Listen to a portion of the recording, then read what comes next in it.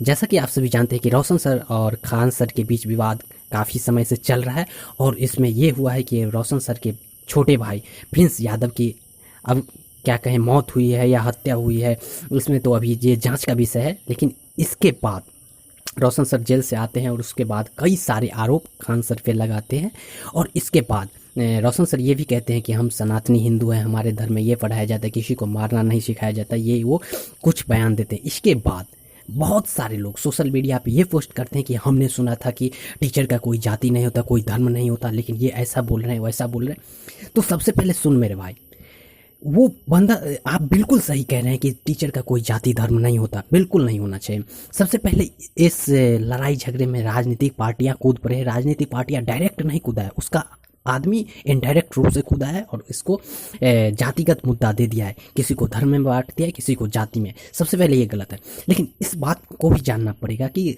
रोशन आनंद sir ने किस परिस्थिति में ऐसा बयान दिया, इसको भी समझना पड़ेगा मेरे भाई।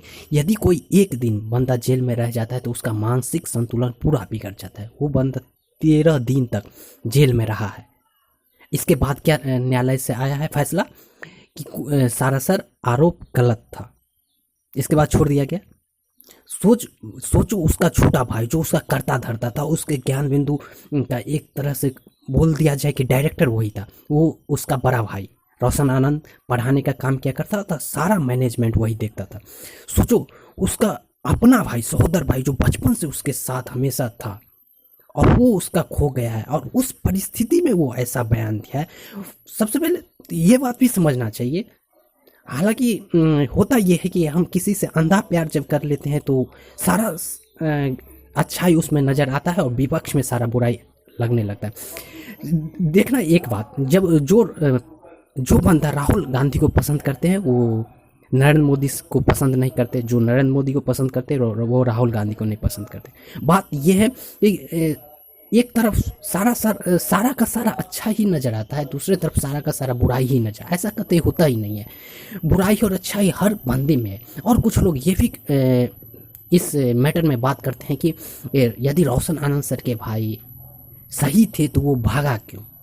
तो सबसे पहले मेरे भाई ये बात सुनो कि रोशन आनंद सर भी तो ये कह सकते हैं कि जब मैं गुनहगार नहीं था, जब मैं गलती किया ही नहीं था तो मुझे अरेस्ट किया क्यों गया।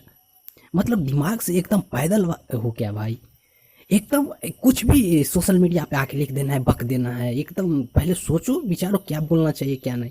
आप सभी को पता है कि विवाद शुरू हुआ था बैनर पोस्टर को लेके, और वो विवाद कहाँ पे खत्म हुआ, जब उसके भाई का देहांत हो गया। अभी भी खत्म नहीं हुआ है, दोनों की तरफ से एक दूसरे के आरोप प्रत्यारोप लग ही रहे हैं।